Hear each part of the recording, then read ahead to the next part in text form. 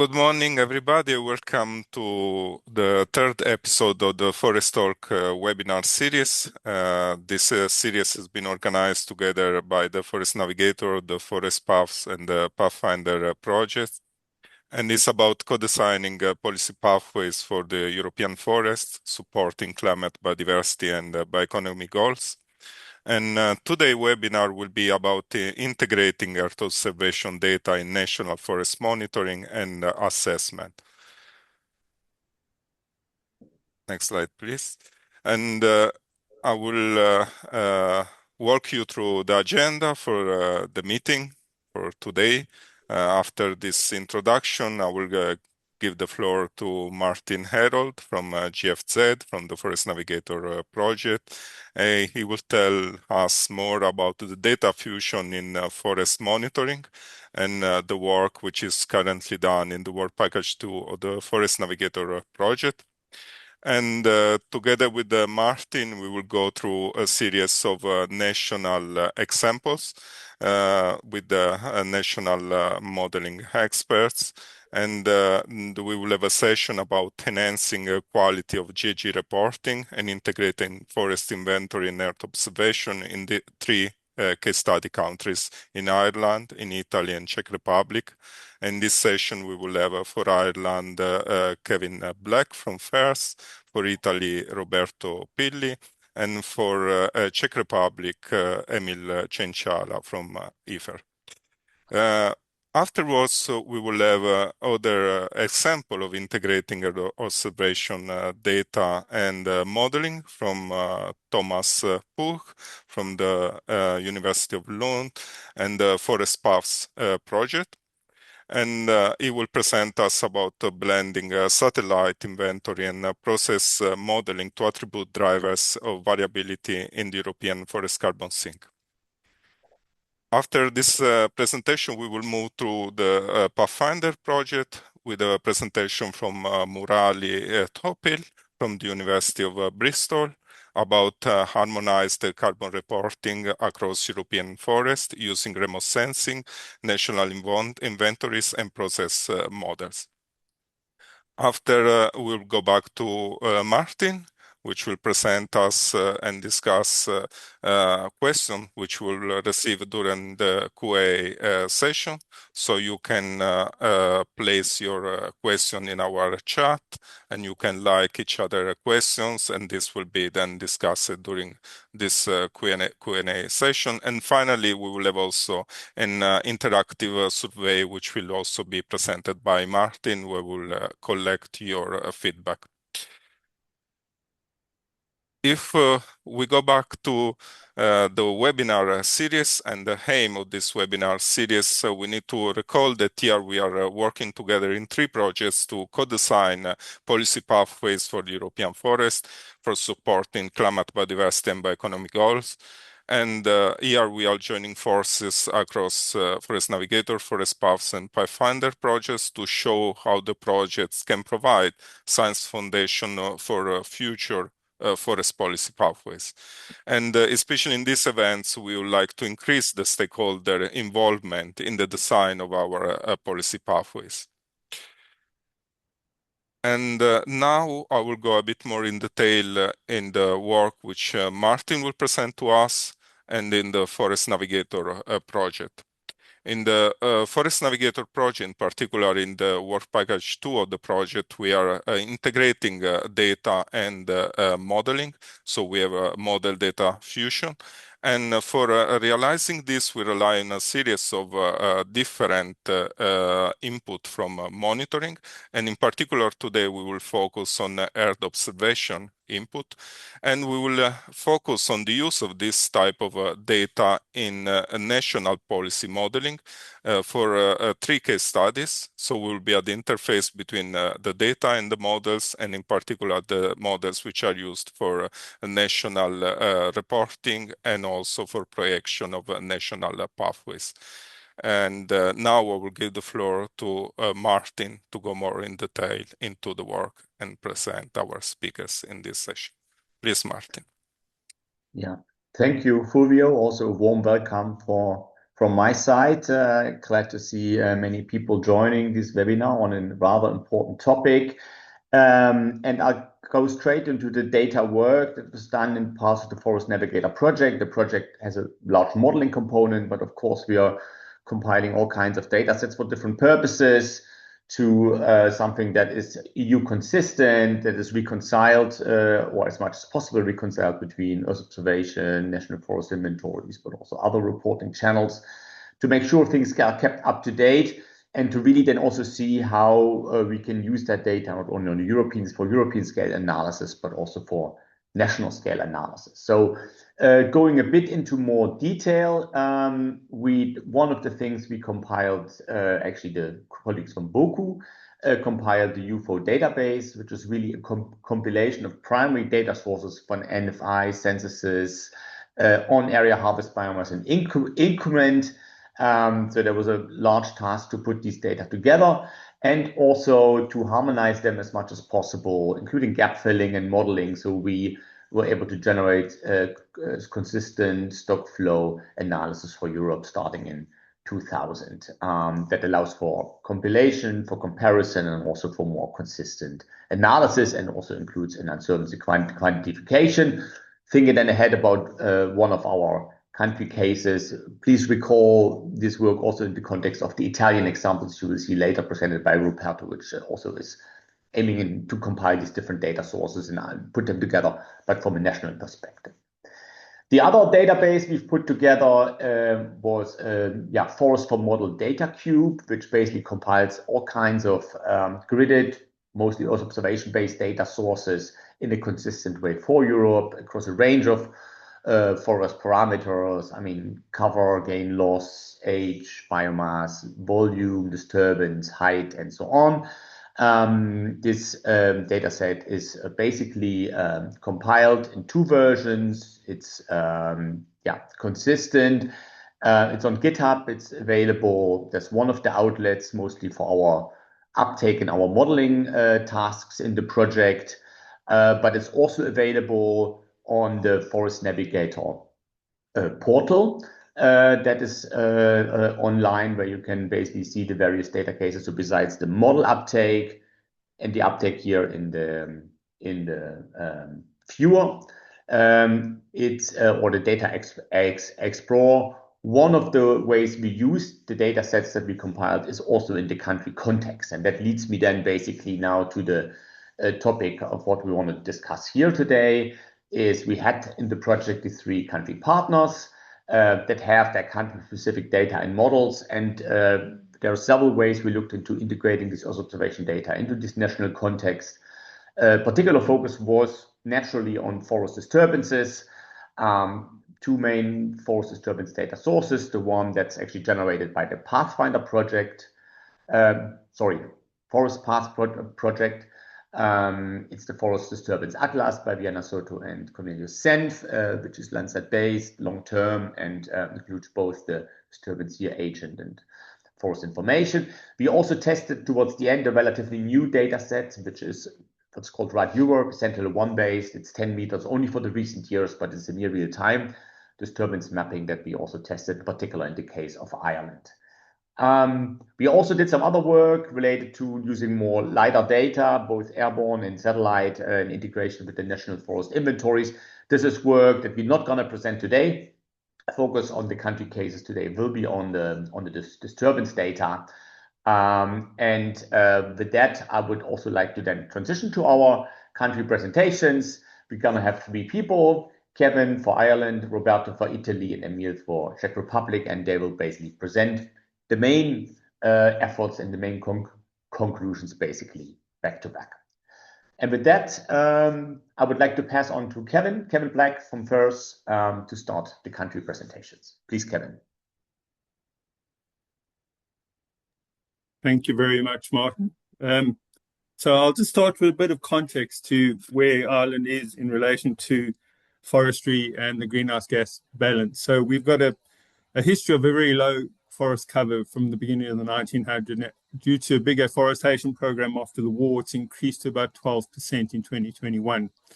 So as a result, the the annual harvest has increased from about 1.6 million cubic meters to currently about 4 million cubic meters.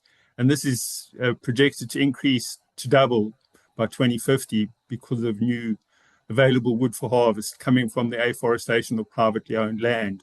Now, previously, a lot of the information we required was from the National State Agency Culture, and we could get this quite readily, but privately owned land is very fragmented and there's no national data on privately owned land until we set up the National Forest Inventory in 2006.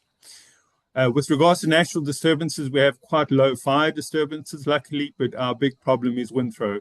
And in the last couple of years, we've had two very big events. And last year, we had Storm Owen, which took out 10 million cubic meters of forest. That's about 7% of the standing forest area. So for the greenhouse gas inventory, we use the Canadian carbon budget model, specifically calibrated for Ireland. And the profile is really characterized by this transition from a sink to a source due to increase in harvest, continued storms, and ongoing emission from organic soils. So obviously, harvest information is the most important thing driving the inventory, and what we want to try and look at is to try and use ER data to try and augment our greenhouse gas inventory. Next slide, please. So currently, the inventory uses FAO Eurostat data. To derive that data, we use the NFIs. We've had 4 cycles in the past, which are not rolling inventories. They're just inventories every 5 years or so. And when we do not have the NFI data, we use Central Statistics Office data, but that's just an annual value that doesn't give us any spatial explicitity or any information on what species are harvested. So we have to make some assumptions.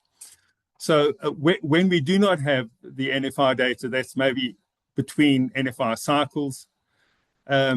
We get information from the culture, but we don't have any information from the private sector, which represents about half of the annual harvest. So we have to rely on a central statistics survey of the milling companies, which is quite uncertain. So also, in addition to that, when we don't have inventory information, we have no information on disturbance events.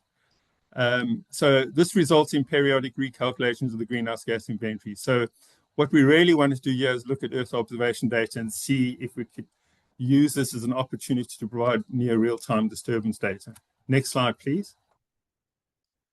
So there are some challenges, obviously, in the Ireland context of being on the Gulf Stream. We've got a very high cloud cover. So there's low temporal cover for spectral data, for most spectral data. This is a big issue. The other issue is that the forests are highly fragmented, but in addition to that, clear fell patch size is quite small. The distribution chart showed at the bottom there shows the frequency of clear fell area classes starting from less than 0.1 hectare, and the 95th percentile means we don't clear fell more than about 9.7 hectares at a time, which means about 11% of clear fell areas are less than the temporal resolution of the land sand data that we're going to use for the analysis, and 50% is less than 1.2 hectares. Another challenge is that being quite a mild oceanic climate, we have fast regreening following harvest from natural vegetation, and this might affect the vegetation index for classification of the disturbance. And we also know from the past, in the Ireland context, there are classification data for forest areas. Although we use a forest mask, there are some areas that aren't forest that are subject to vegetation removal for other reasons, and these may come up as disturbances. Next slide, please. So what we essentially did is we intersected the National Forest Inventory data with the Landsat EFDA product, and we compare clear fell disturbances only. This is because it's unlikely that we're going to take thinning areas with the EFDA data, and we have low natural disturbances. So we concentrated only on category 3 clear fell harvests. So we intersected that with the disturbance maps and compared how well the Earth observation is, and giving us some additional data. Next slide, please. So unfortunately, what we found, the graph at the bottom there shows the EFDA harvest detected over time. That's clear fell harvest area, the green line. and compared to the blue line, which is the harvest from the NFRs. And as you could see, it's got a very low level of accuracy and a high level of emission. And also the trends are quite different. So we try and understand why this is, but the clearfell patch size is not the only reason for this, because if we assume maybe a larger detection limits, maybe 2 to 3 pixels, we should be able to detect 75%. So there's something else going on, either this regreening signal that's affecting it, or the cloud cover issue, or forest classification. We don't really know at this point. Next slide, please. However, when we look at the Sentinel RAD data, that's got a higher resolution, and it detects 3 to 7 times more harvest than the EFDA data. We didn't have any NFI data at the time to do a comparison, but the clearfell areas are within the expected national range. So there's some potential for going forward. Final slide, please. So our greenhouse gas inventory has harvest data gaps, particularly between NFI cycles, and there's a continued need for near real-time monitoring. The comparison with EFDA data shows a poor agreement due to numerous factors being cloud cover, small patch size, fast regeneration and greening, and there are other factors. As I said, the Sentinel RAD data offers a feasible opportunity, but we need to validate this. So not a terribly good story from my side, but over to Roberto, which I think much better results and a much more in-depth analysis. Thank you. Thank you, Roberto. Thanks, Kevin.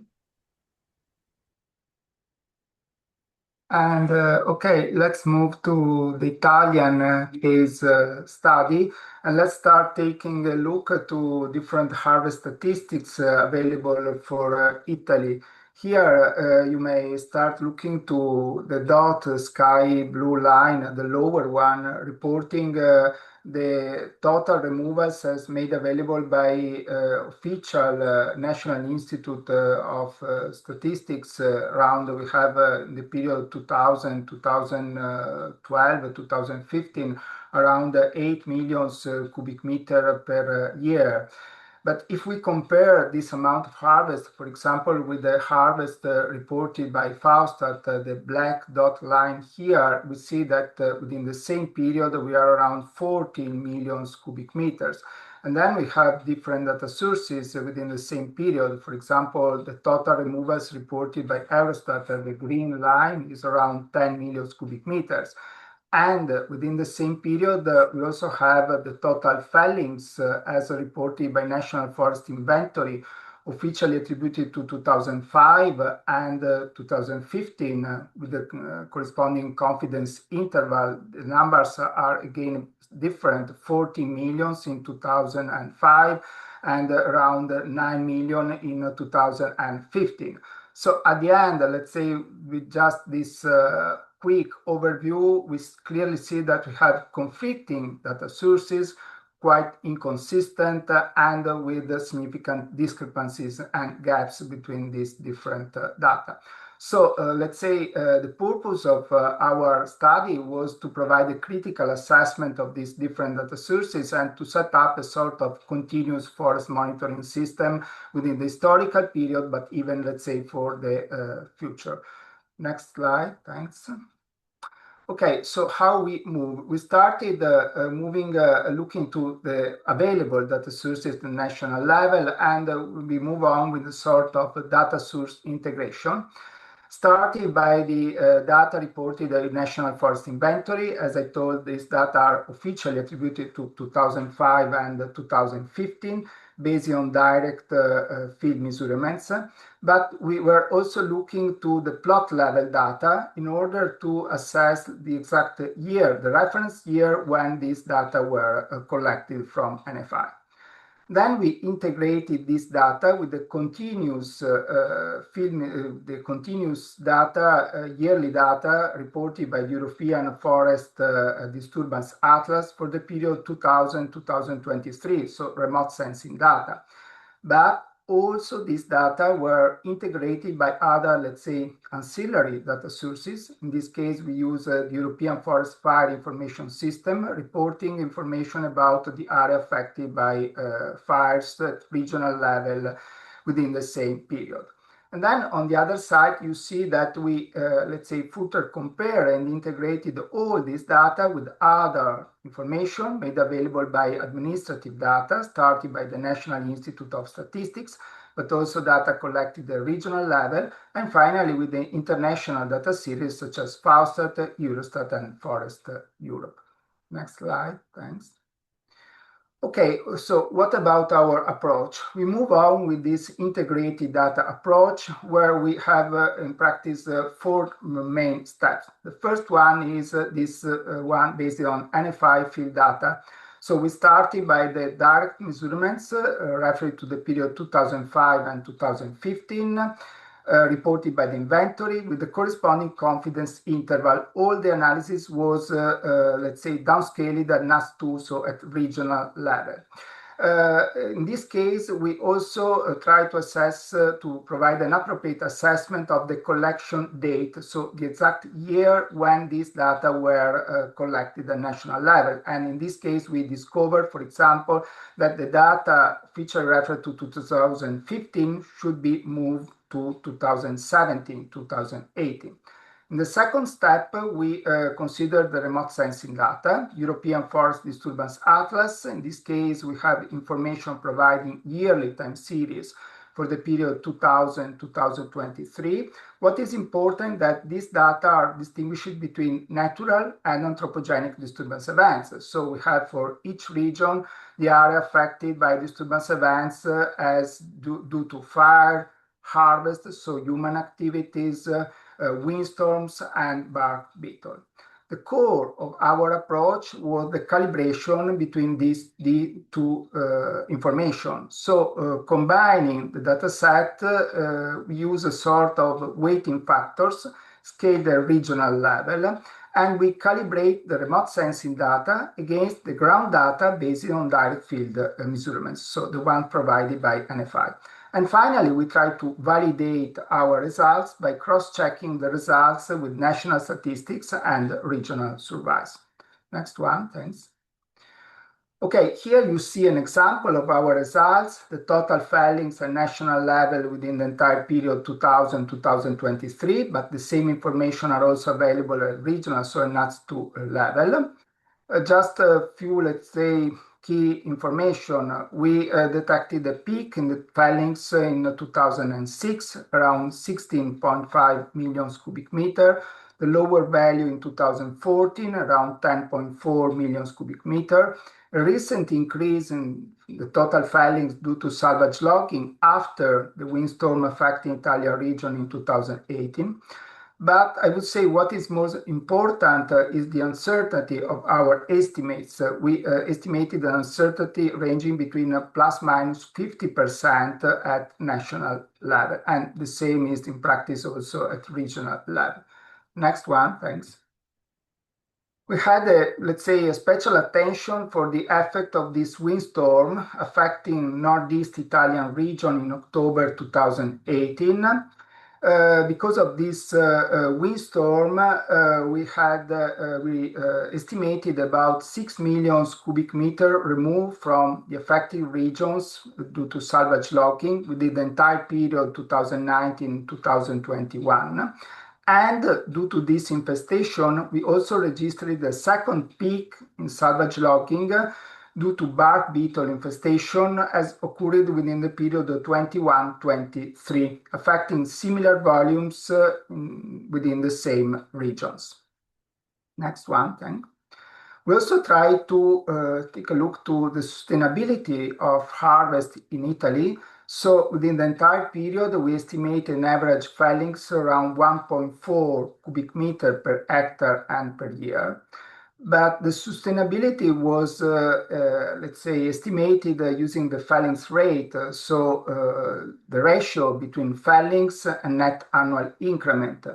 We estimated an average felling rate within the period 2004-2005 around 45%, moving to 35% within the following period 17-18, and then again to 38% within the period 21-23.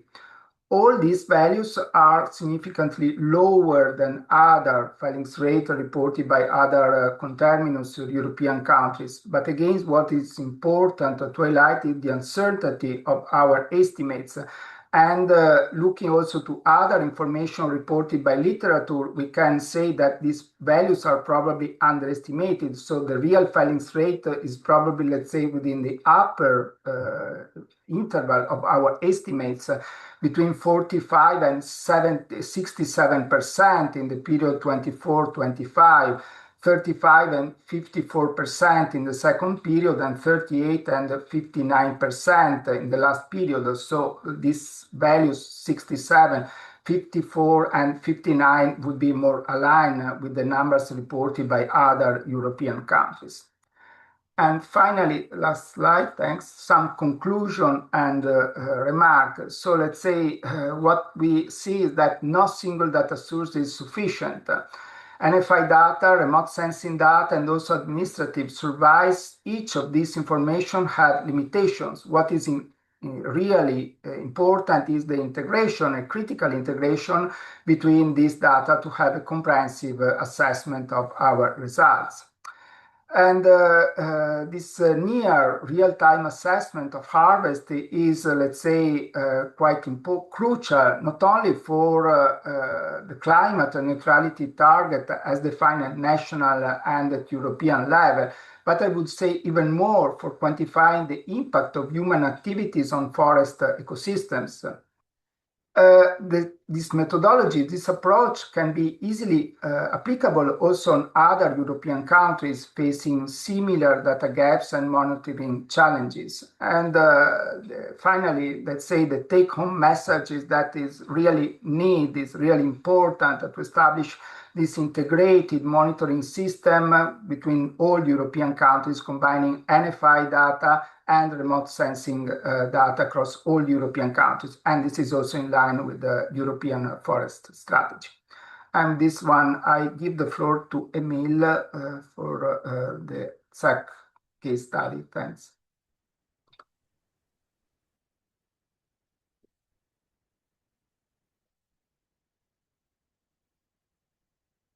Yeah, hello everyone. So let's move to Czech Republic, and I will give you also some context to our disturbance monitoring exercise.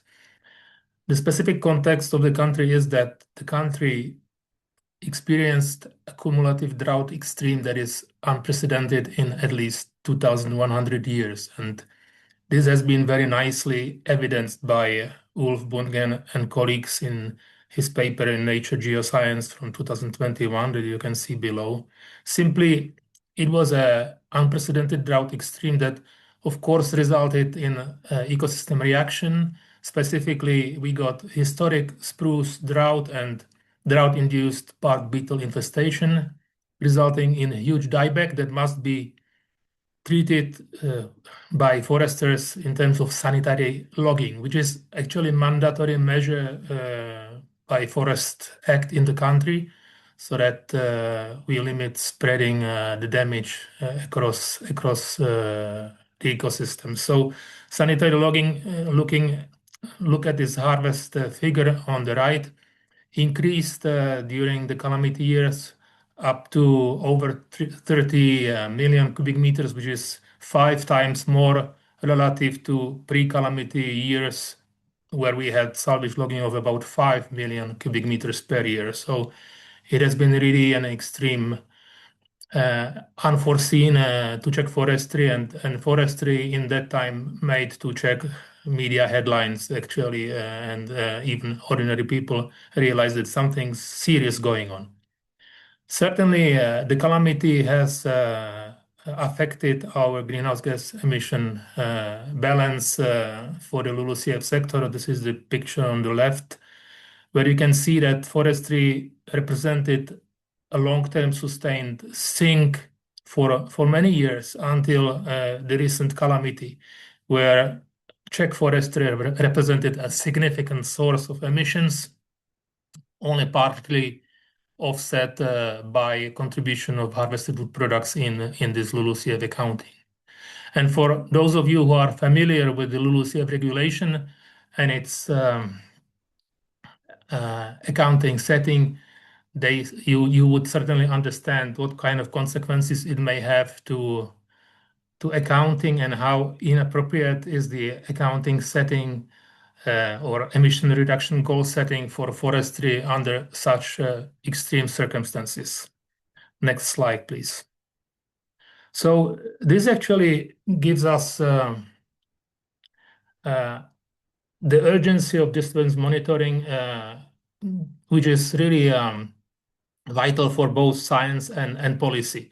And here we wanted to explore how European Forest Disturbance Atlas as a Earth observation product compares with a totally independent approach of CBM model that we also use from our Canadian colleagues in the country for emission inventory together with harvest statistics in the country. So we in Czech Republic compared the assessment of disturbed areas by these two independent products, and the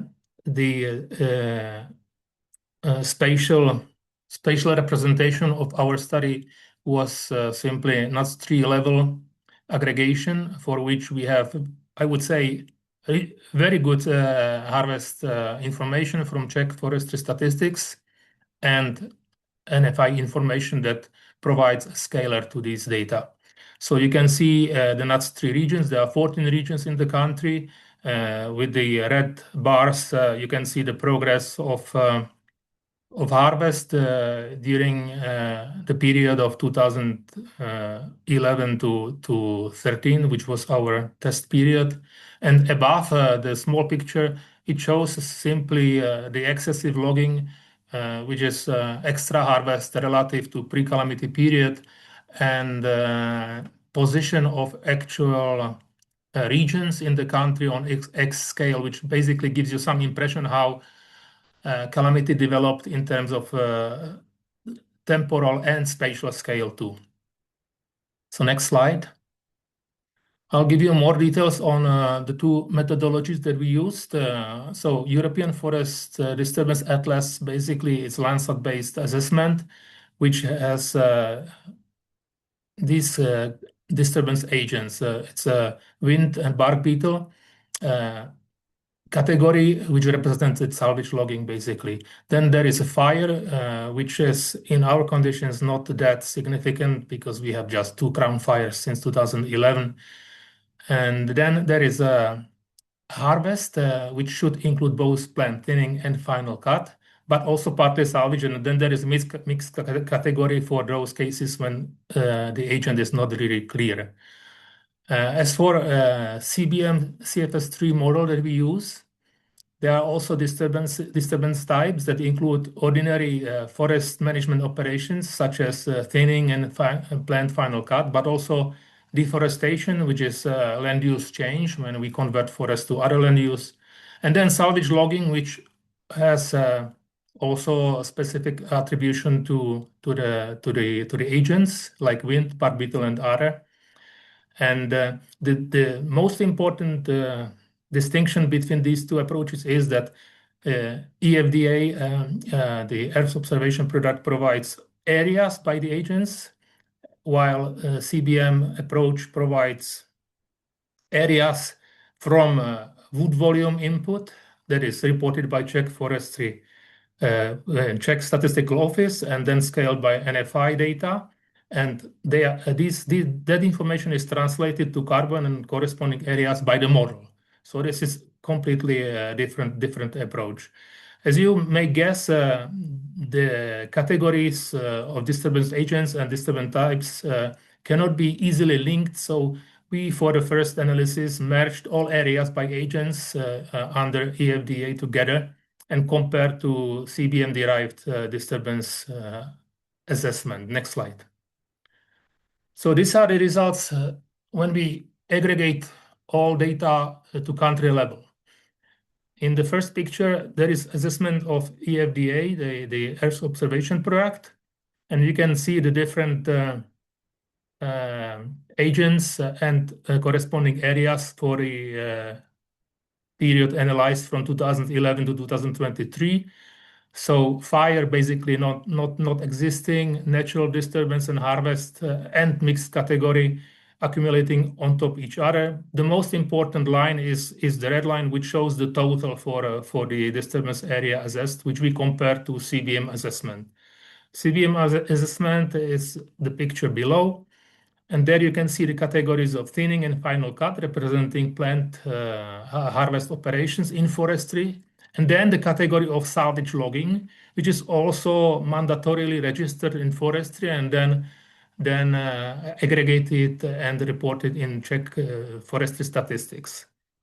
Then there is a fragmental share of deforestation on the very bottom by the red line, but this is a insignificant part. So when we make a total of these disturbance areas, this is the dashed line on top, and we immediately see that the assessment of EFDA and CBM differs substantially in spatial pattern. But when we discern thinning and take it away from the top, we suddenly get curves that are quite matching. And this is the comparison slide on the top, EFDA versus model aided estimate of disturbance areas. So when we look on CBM estimation, when excluding thinning, then we get pretty solid relationship between these two very independent estimates, which is shown by the regression line.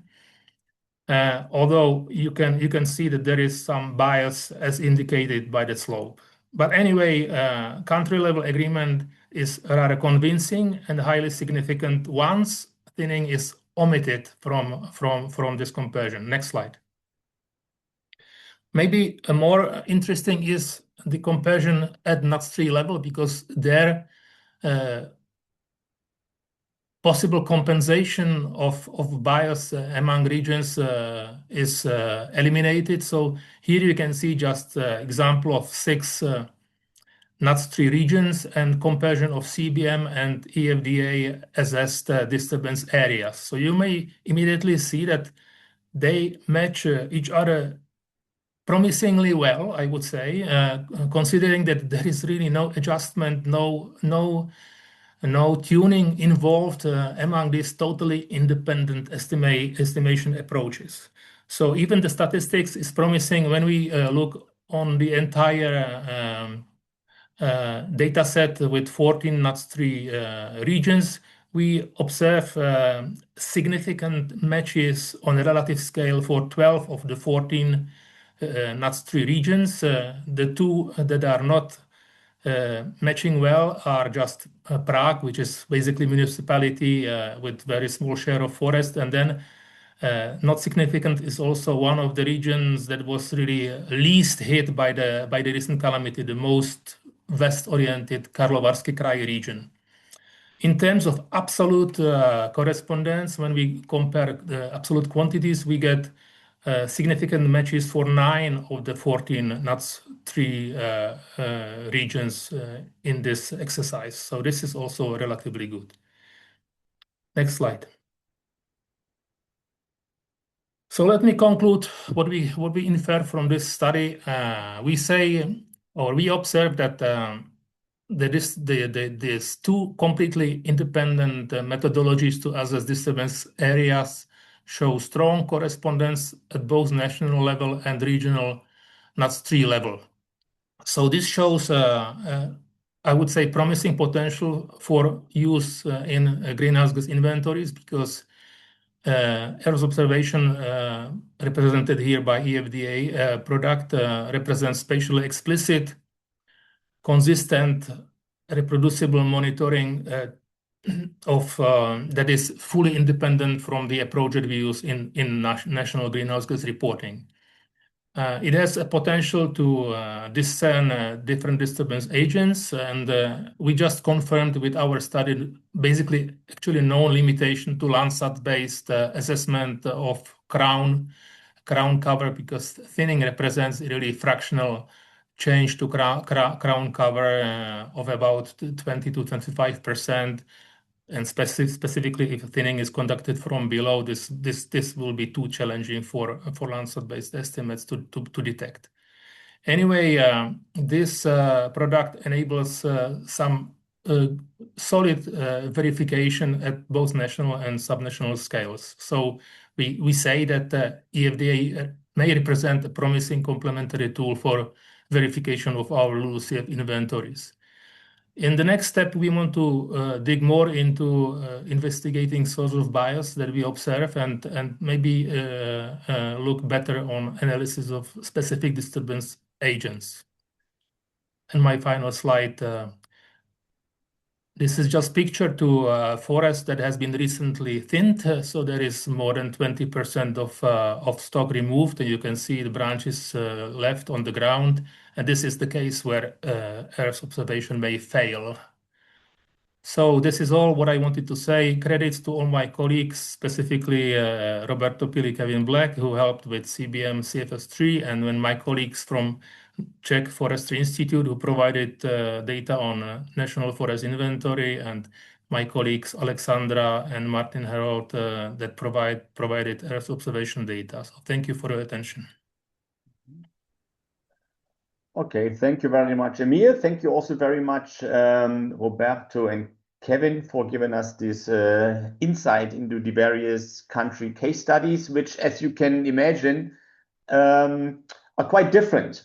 So if we halfway through this webinar already start to conclude a little bit, having heard all three of them, is that we see, for example, for the case of Ireland, that these Lancet-based disturbance data have rather limited potential, given that we have small-scale disturbances, high cloud cover, also rather low forest cover in Ireland.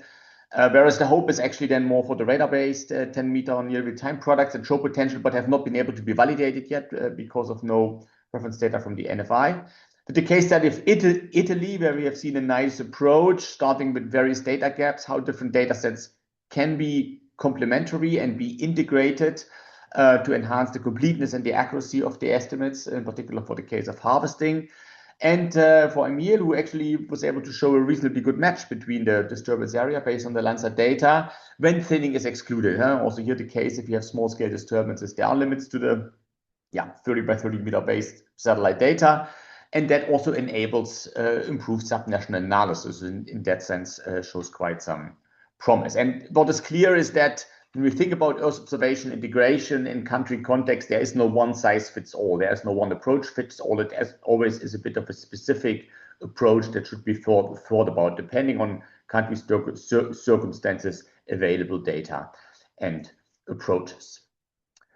With that, I would like to close the first part, the ForestNavigator part of this webinar. And I would like to mention two things before I pass on to Pugh about the ForestPaths Project.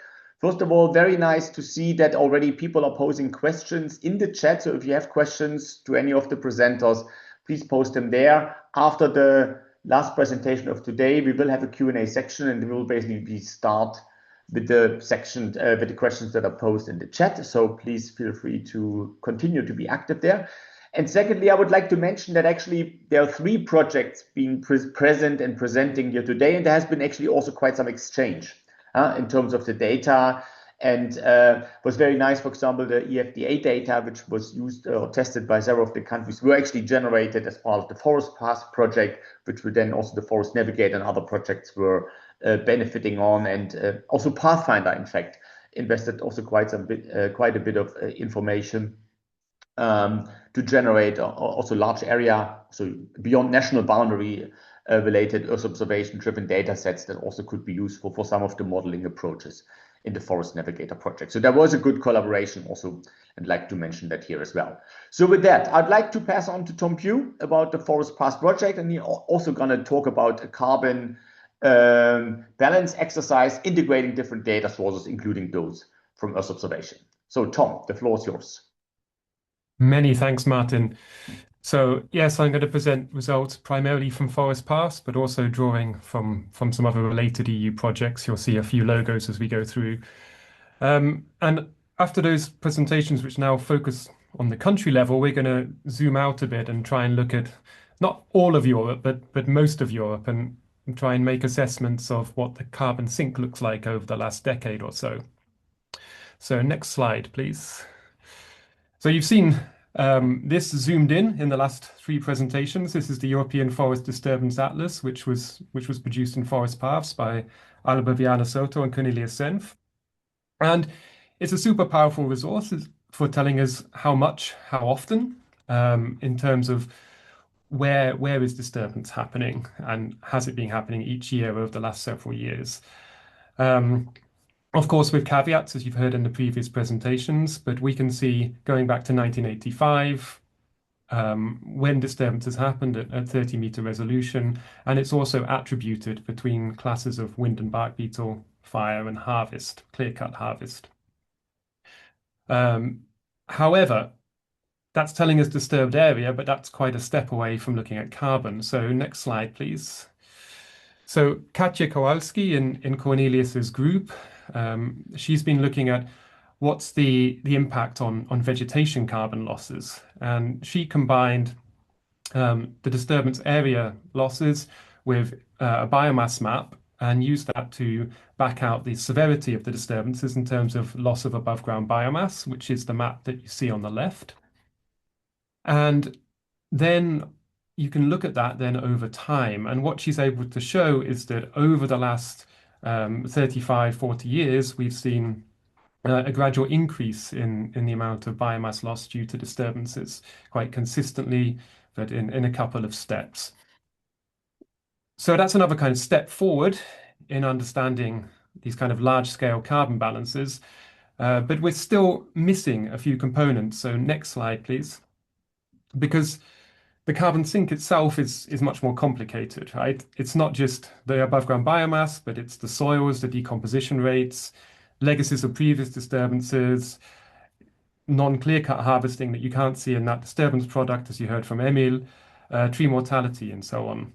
Now, we can get, at the national level, we can get this from national LULUCF reporting, but when you're trying to zoom out, then you're struggling to deal with each country having different methods there, which makes it a bit hard to compare.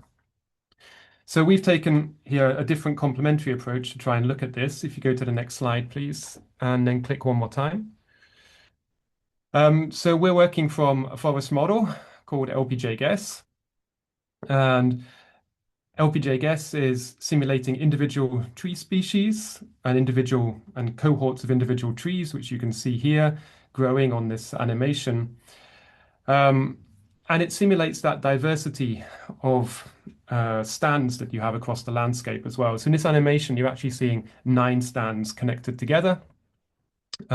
Each of those stands, not really a stand in forestry terms, more a patch, is 1/10 of a hectare. And the nice thing about this is that it matches in terms of scale with a Landsat pixel. So we have these patches across the landscape, which match up with the scale of that disturbance atlas. And we have the individual trees or cohorts of trees, which we can relate quite nicely to NFI data. And then the model propagates it through to get the full carbon cycle. So if we go to the next slide, please.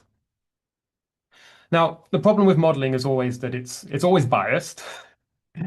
And it tends to miss processes, and there's some processes that are really hard to represent.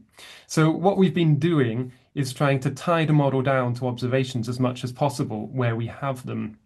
So we have taken LPJ-GESS and we've calibrated wood growth against the NFI data, so gold standard information for how quickly trees are growing of different species.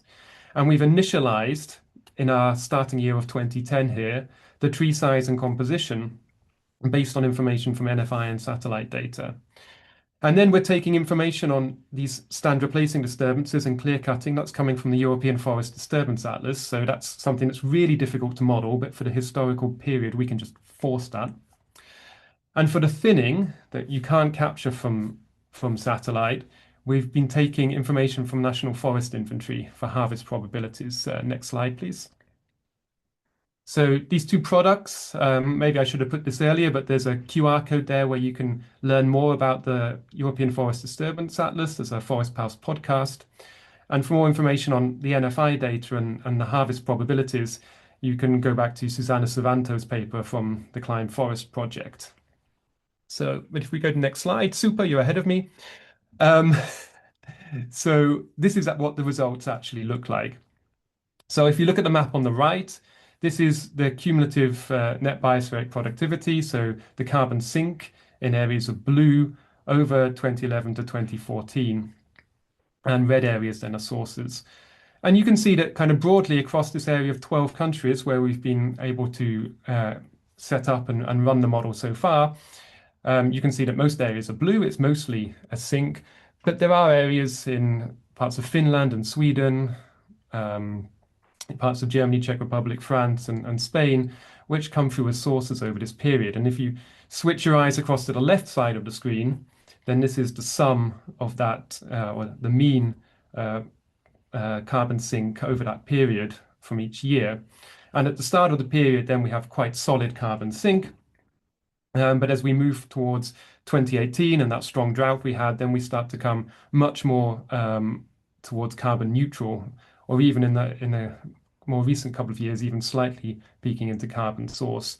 This is, of course, just the estimation from the model combined with these data sources. Can we go to the next slide, please? So we want to just kind of baseline that. What does it look like compared to country LULUCF reporting? So here we have the LPJ guess data integrated results on the red, and the LULUCF reporting for the same countries in blue. And you can see that we have very much the same trend there. There's more variability in the model results simply because the method is able to capture interannual variability a bit more, or at least represent it. We don't really know what the truth is. But their model is a bit more negative in terms of the size of that sink. And a lot of that comes down to assumptions in what's happening with soils and litter. It's really quite close on vegetation. Can we go to the next slide? Now, you might think that if you're just looking at that first map I showed you, that, okay, some areas are sources and some areas are sinks. But it really varies a lot from year to year. And that's what this slightly overwhelming slide is designed to show. It's just that carbon source sink map, but for every year. And you can see that the areas that are strong sources one year might be a sink the following year. So for instance, I pick out just a few points. Like in 2018, you can see there's a strong source in southern Sweden and northern Germany and Poland. If we go through to 2020, you can see in Germany and the Czech Republic these strong point source areas of source. That source region kind of moves down to France and the Iberian Peninsula in 2022, but 2023 we're back in the Nordic countries.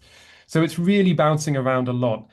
And then the question is, well, what's driving that? So if we go to the next slide, then Hao Ming Zong, who's the PhD student who's been doing really all the analysis here behind these plots I'm showing you, what she's done is dug into the model then and attributed what's actually causing that. And you know, the nice thing about doing this with a model is you can be very sure in the model world what's actually driving things. The next question, of course, is if the model represents reality, but we think it does quite a good job. So here, this slightly complicated plot, which isn't rendering so well on this screen as on mine. The triangles, when they're pointing upwards, that means it's a source. Pointing downwards means it's a sink. And the bigger they are, the stronger that source or sink is. And then the colors, they represent the dominant driver in that particular year. So here in 2018, where we have this strong source in Poland, Germany, southern Sweden, we can see that that's primarily driven by a reduction in gross primary productivity. So it's driven by a reduction in growth. If we go to the next slide. Now 2020, and we had those big point sources in Germany and the Czech Republic. I mean, you all know what they would have been. They're the bark beetle outbreaks, and they come through very strongly as a standout point in these regions. And if we jump through to 2023 on the next slide, and we can see those source regions which we had in the southern Nordic zone. This time it's not GPP which is driving it, but it's actually an increase in heterotrophic respiration. I should add here, while we're talking about this, that these simulations are not including emissions from peatland, so that's something that's excluded here, but it's basically everything else. If we go to the next slide, I can just sum up. So looking across these results overall, what we see in our model estimates is that we have a carbon sink that's basically trending towards neutral across these 12 countries over the last few years. It's not neutral yet, but it's going in that direction. We see really large interannual variability, and that's driven by different regions each year. And the reasons behind those variations are also quite different and diverse each year. But overall, if we kind of looked across all of the results from that last decade and a half, it's mainly growth and respiration dynamics that are driving those interannual changes in source and sink. And then my last slide, next one. So just reflecting on the methodology that we have here. So what we're trying to do is bring together these different sources of information from inventory and remote sensing and put them in a consistent kind of virtual forest to come up with some complementary estimates we can use to look at these continental scale patterns. And the nice things about that are that we can quantify these trends in interannual variability, which are harder from some other methods. And you can update them quite rapidly as soon as remote sensing becomes available. And you can also diagnose drivers of sink change. So I think I'll stop there and pass on to the next presenter. Thanks very much. Thank you, Tom. Thank you for that overview. Also, it's nice to see this integration of different data sources and yeah, to also show the value of the Earth observation as up-to-date data source that will go into that. And of course, we also appreciate the focus on the sinks. The first part was very much about the disturbances and potentially carbon sources, and I think it's very nice that the project also put a lot of emphasis on that. Good. We're moving on to the last presentation of today by Murali Thoppil from University of Bristol from the PathFinder project. So we'll be able to cover all three of the sister projects here today. And Murali is going to talk about an EU reporting and accounting framework for the LULUCF sector. Murali, please. Hi. Yeah, thanks, Martin. Hi, everyone. My name is Murali Thoppil from the University of Bristol, presenting on behalf of the PathFinder project. And I'll be talking today about the EU reporting and accounting framework for the LULUCF sector. So next slide, please. Essentially, just to give you a bit of a background before diving into the details. Essentially, EU member states every year report on their national inventories. So this includes the LULUCF sector, which is the land use change, and forestry. And this takes into account different land uses such as forests, croplands, grasslands, wetlands, amongst others, and accounting for the carbon within those lands. So this is the above ground biomass, below ground biomass, dead wood litter, as well as soil.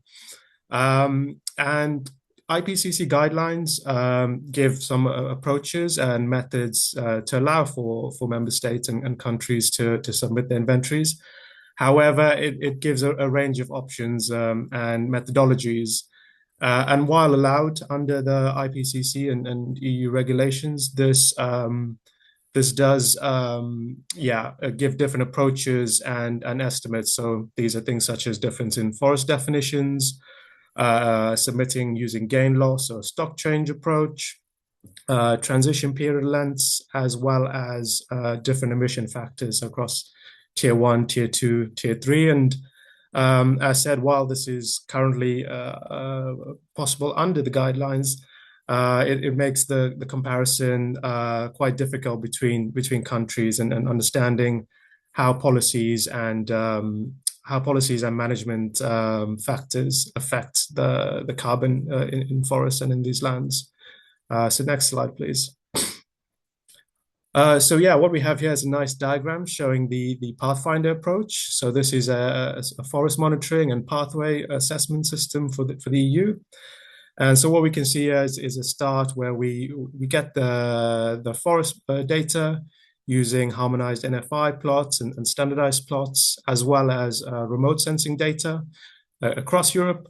We then use this to build maps and estimates, so things such as the forest carbon, biodiversity, gross annual increments, and this was the maps as well as the soil. And then we use this to create future forest forecasts. So understanding how climate and management scenarios affect forests into the future, so up to 2100 in every 5-year intervals. And finally, we then create a pathway assessment, so understanding how the different forecasts affect the forests, so co-designing and working with stakeholders, as well as assessing and understanding current policies and what how this will interact with the forecasts that we've created. So all in all, this system would give us a good understanding of the current state of the forest, as well as what will happen and will be required in the future in order to manage these trade-offs and risks. Next slide, please. And so, yes, quite central to this system and approach is the EU reporting and accounting framework for the LULUCF sector, which is something I'm currently working on. And this converts the estimates from the maps and the estimates from PathFinder and then the forecasts into this common reporting framework. And this then allows a consistency within the IPCC and EU policy, and eliminates the risks of these divergences from the different definitions and methodologies, and gives us a sort of better idea of the trends, and allows policymakers to better understand the effects and impacts of climate and management pathways on forests. So yes, next slide, please. So here, presenting some data about from different countries, and comparing the high resolution maps we have in PathFinder to the national inventories. So this instance here is looking at the biomass gains, and what we can see here is only a select few countries submit their data using the gain loss approach. So this is just a small sample of the countries using gains. And so looking at the maps versus the gains, we can see differences there. Some quite large, some quite small. I think some countries don't show up, but that just means that it's a very small difference. And some of the reasons for this is the sort of explanations given before from the different definitions, but also important to realize that this is aggregating a pixel counting method. So summing up the pixels across the maps and aggregating at a country level. And so while this is the first step approach, later on in the year, we'll be finalizing the data for the model-assisted estimates, which takes in the remote sensing and NFI data and uses an unbiased sampling method to give us a sort of better understanding for the forest carbon across a handful of countries. And so, yeah, this will then be building on the remote sensing data that we have. And also, as mentioned before in previous projects, ForestPaths, we also have the loss data, so the biomass loss coming from the remote sensing data. So we can combine that with the gains that we have here and mortality to understand the stock change in countries. So it gives us a more well-rounded approach in understanding the forest carbon for the years 2020 and 2024. Yes, next slide, please. So what we also have here are some data from the forecasts that we've estimated from the University of Helsinki. What we can see here is the forecasts were separated into different scenarios. So RCP 2.6, SSP 1, RCP 4.5, and SSP 2. And these were categorized into 4 different pathways. So the biodiversity focus pathway, which looks at the carbon and biodiversity and maximizing or optimizing for that. Participatory forest approach, which is looking at small scale forestry and social values. Multifunctional forests, which are balancing out between the ecological, economical, and social approaches, and the competitive forest industry, which is looking at more maximizing for products and harvests. And so what we can see here is the forecast until 2100 is across the different geographical regions, north, central, south, as well as in the EU average. we can see a sort of a decline in the above ground biomass relative to 2020. So this is quite common across the different scenarios and different regions. And this roughly aligns with previous research in terms of a decrease in the foresting due to things such as the maturing of the European forests and the carbon carrying capacity, combined with other things such as climate impacts, such as droughts, pests, windstorms, as well as harvesting that goes on there. So this is, an interesting overview, and this will be further analyzed later on this year and put on in the PathFinder website. Next slide, please. Here we have some other graphs showing the soil carbon. So across the same scenarios and regions, what we can see is a slight difference here between the RCPs, with the multifunctional forest and competitive forest industry showing a much steeper decline in the soil carbon compared to the biodiversity focused and participatory scenarios. And it's a bit more noisy, a bit more nuanced here, but we can see a clear decrease on the bottom two scenarios, which probably highlights the sort of a certain threshold in terms of climate and temperatures affecting the soil carbon in a very drastic way. And so still to be analyzed, still to be looked at in detail, but we'll be having those forecasts for the above ground biomass, soil, as well as other things such as harvests later on. Next slide, please. In terms of data layers, so if you go on to the PathFinder portal, which I put the link on here, you can see the high resolution maps and the estimates that come from that. And we've put that in a nice portal where you can select from above ground biomass, gross annual increments, proportion of different tree species across Europe. And that gives you a good estimate across, which you're free to download as well, similar to the ForestNavigator portal. And what we also have on the right is from the University of Amsterdam, 1 kilometer resolution forest management intensity maps, which as you can see are also available online and available to download and have a look at. Next slide.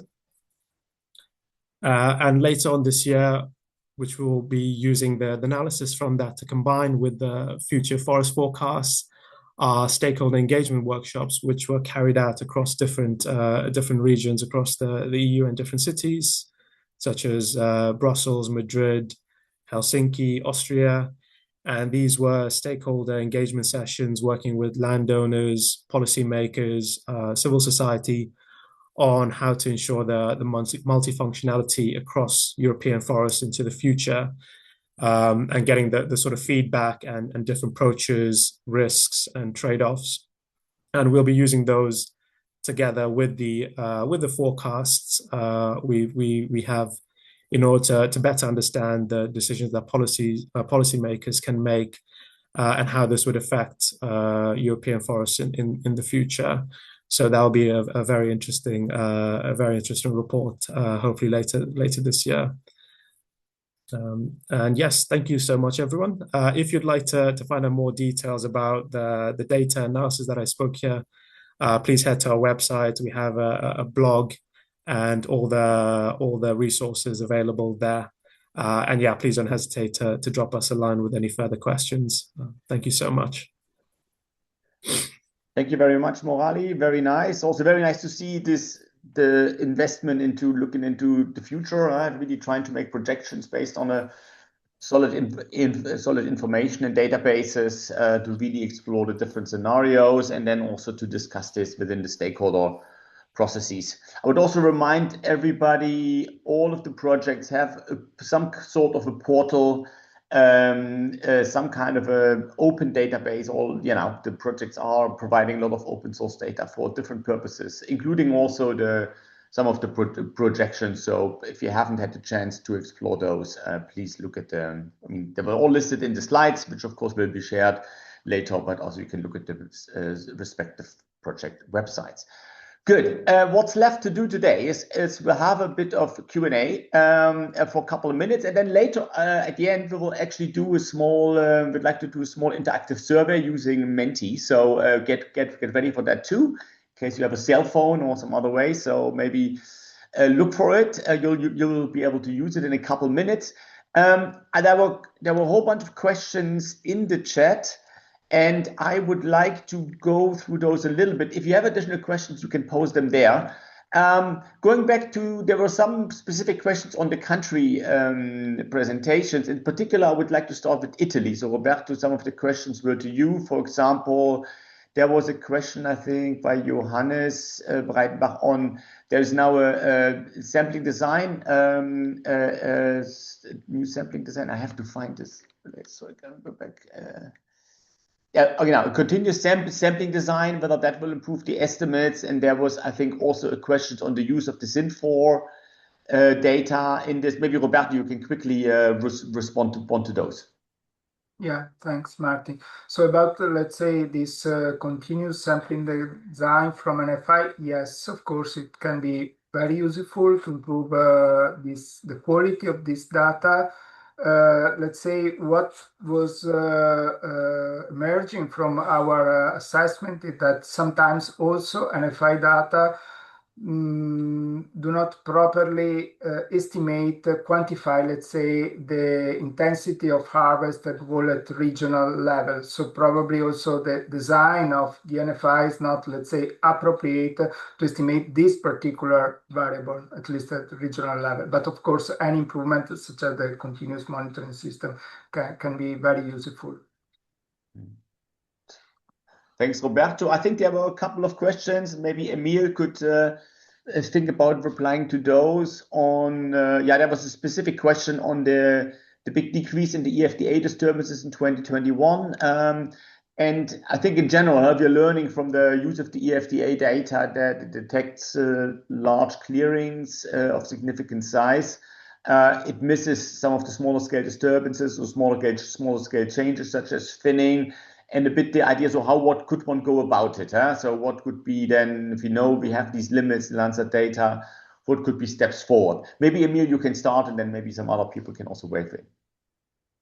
I try to formulate my response in the chat, but it's really an interesting observation that one of these 13 years that we had in the comparison was 2021 with relatively, was still extremely large harvest, and there we disagree with the EFDA assessment very strongly. So maybe it's the worst year in the entire FIT, so we would take it as an outlier, then overall, let's say, coherency between these two independent estimates would be much more stronger because, working with just 13 years, the sample is very small and sensitive to just even one outlier. So I'm really not sure why 2021 showed this poor agreement. We had from EFDA severe underestimation of disturbances for that year, and there is really no reason and no evidence that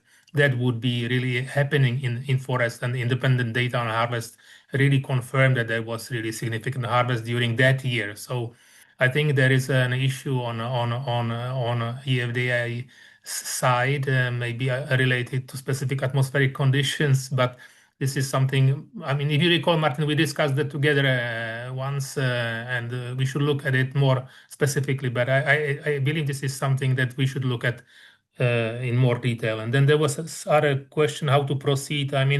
As I said in the conclusions, we should maybe look more closely into individual disturbance agents from EFDA and start analysis therefrom, to really attribute the need or let's say the largest bias and the need of maybe agent-specific calibration that would improve overall match with independent estimates that we have. And I would stress that the independent estimates are quite good. In contrast to Italy and Ireland, I would say Czech Republic possesses really trustable and good forestry statistics, which is the basis of our estimation through CBM modeling approach, basically. So we trust these estimates and these data. So I think this is very good verification material that these data represent. Back to you, Martin. Yeah. Thanks, Emil. On the ways forward, I don't know, Kevin, whether you want to, I mean, you already presented a bit what you can think about moving forward, but anything you want to add? Or No, not really, Martin. But I think that the power of having NFI data for kind of field cross validation is really powerful, and I think it's just a case of getting more data. One observation I would make, though, for the 3 different country regions, where you have very big disturbance events, the EFDEA data set seems to do quite well. Even if you look at Emil's presentation, there was one area where they had very low disturbances, natural disturbances, and then the background harvest wasn't detected very well. So it seems to be where you have a low level of large disturbances, the application seems to be limited for some reason. I don't know why, but it's just an observation. Yeah. And then thanks, Kevin. And maybe let me just add that, of course, if you think about, for example, the European Copernicus program with both Sentinel-1 and 2, providing basically a time series since around 2015. I mean, these data have not really been explored here. We started a bit in Ireland with the Sentinel-1 10-meter data, but there's not been a lot of systematic data, at least for the time being. And in theory, one would expect that more detailed changes can be picked up, both in space and time. And that gives some hope for the future. But I would definitely agree with Kevin. I mean, this integration with the national data sources and the NFI. And I mean, for example, in Ireland, you do collect all kinds of harvesting and thinning data that needs to be linked with the satellite data. I think that's the kind of way forward for these specific country situations. Good. We also had some questions. I think there was already conversation that Murali asked, Tom, about this indication and validation of the net biogenic flux. I don't know, Tom, you want to just quickly summarize your reply to that question? Yeah, I mean, I think it was actually Joe House using the wrong link. Yeah, it was Joe, yeah, indeed. But she highlighted using greenhouse gas inversion data, and I said, yeah, we'd really like to do that. I think one limitation for us there is to really compare nicely with the inversions. We need to fill the gaps that I showed you in our simulations. I mean, we simulated 12 countries because they were the ones that we had access to, particularly the NFI data, to set up before. Now we have ways to fill in those gaps, not always as satisfactory as we'd like, because the best is to have NFI data to help with the setup. But I think that's something that's possible to do in the future. But of course, the challenge here is, I think we always need to bear in mind with carbon fluxes, is we don't know the truth. And for biomass, the NFI is definitely getting us really close to the truth. And then everything else after that, I think it gets more and more uncertain. So it's difficult.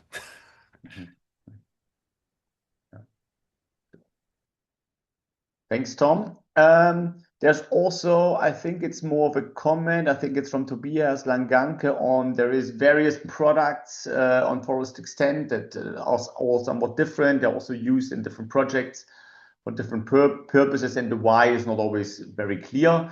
That's a good point. I would say that maybe from the ForestNavigator perspective, we had a set of criteria that we used for using various data sets. I think when it comes to disturbances, I think almost all projects here gave a lot of emphasis on using the EFDA data because they are European long-term and reasonably up to date. So that is one of the reasons. There are also the projects that are developing new. I think in Ireland, we started to use these Red Europe data, which they are developed as part of the FORWARDS project, which is another forest-funded project, which is more towards these near real-time Sentinel-1 based alerts.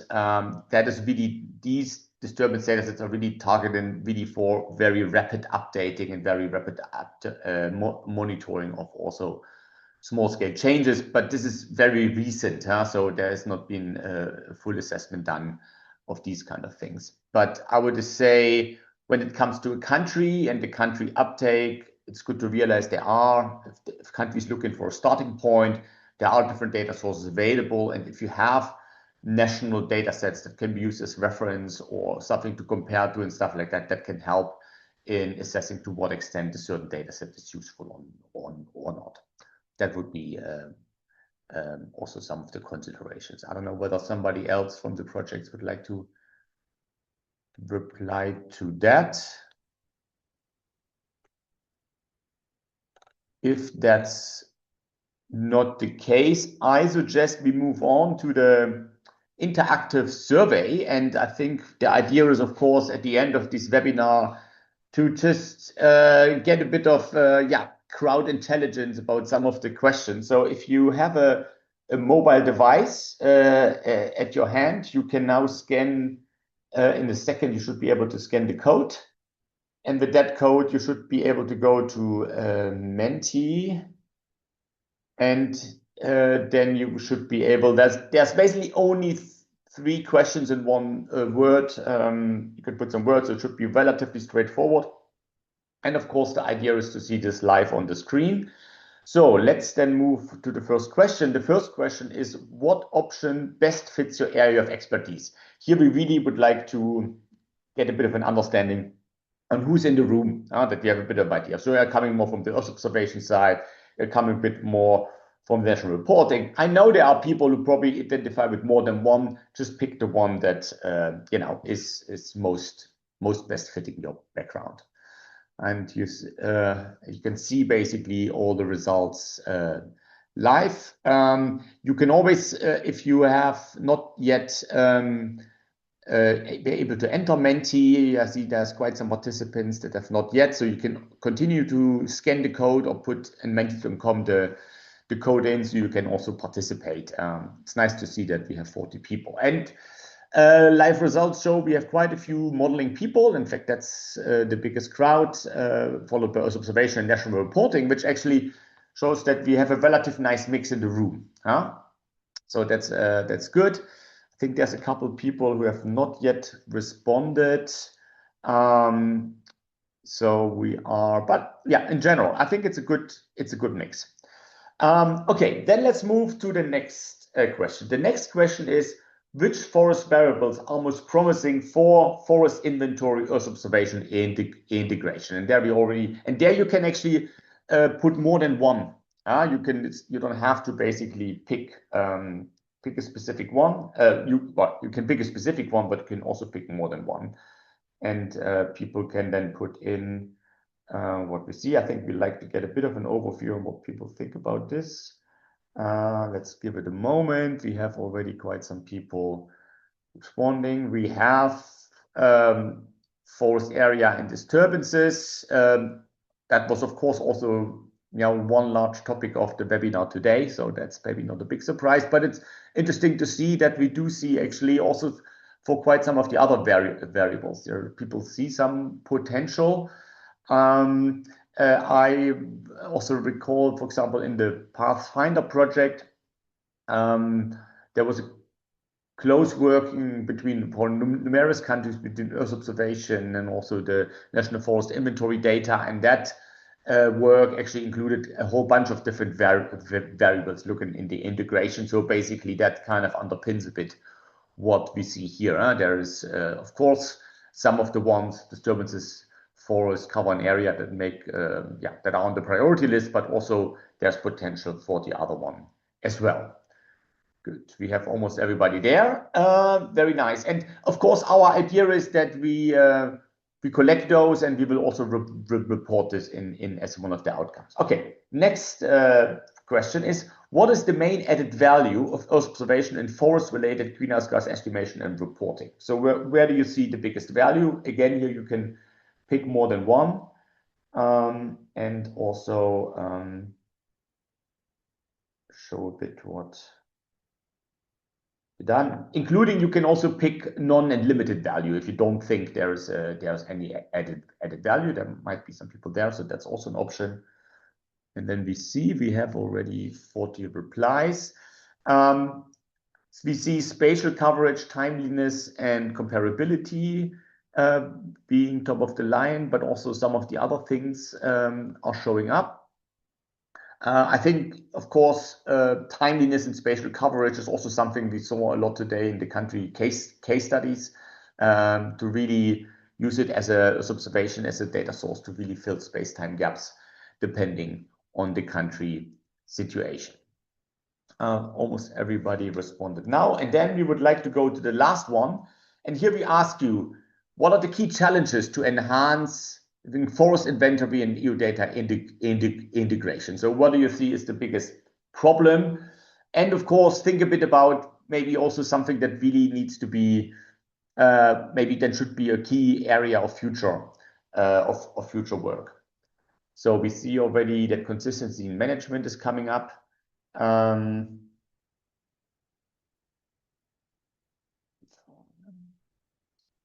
will give it a moment for people to reply. We see different things: reference data, data access, inconsistency in quality, cooperation is an important one. Of course, we do see things that are, somewhat related, but just named in different things. That's the situation you have with generating these word clouds. Financing, I think, is also something that's mentioned here. I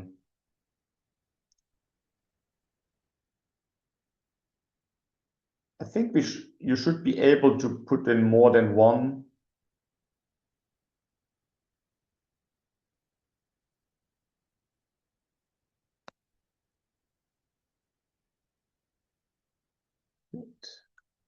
We have 34 or 47 responding. Maybe we give it a bit more room, so also the remainder of the people can reply. But I think the main things show up: cooperation, consistency, financing, reference data, data access, inconsistency in quality. These things are showing up. Good. Then thank you very much for participating in this short interactive survey. And for the final 2 slides in the farewell, I would like to pass it back to Fulvio. Thank you very much, Martin, for moderating so well these sessions, and thank you very much for all the presenters for the very excellent presentations. We had very nice comments regarding the type of input which was provided during this webinar, and I will still like to thank you all for this great experience.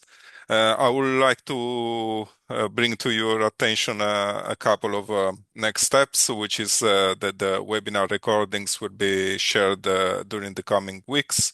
The next Forest Arc webinar will be held in the fall 2026. Will be about more the pathways which are coming out of the 3 different projects, so more about a dimension of the projection of future policy pathways for the EU forest and EU forest sector.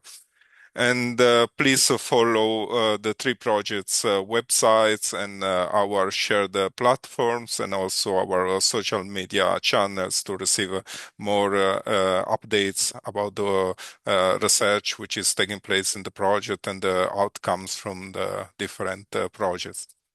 And with this, I would like to thank you, all of you, for your attention and for all your contribution in the chat and all the exchange during this webinar. And I wish you all a very nice continuation of the day, and see you in next webinar.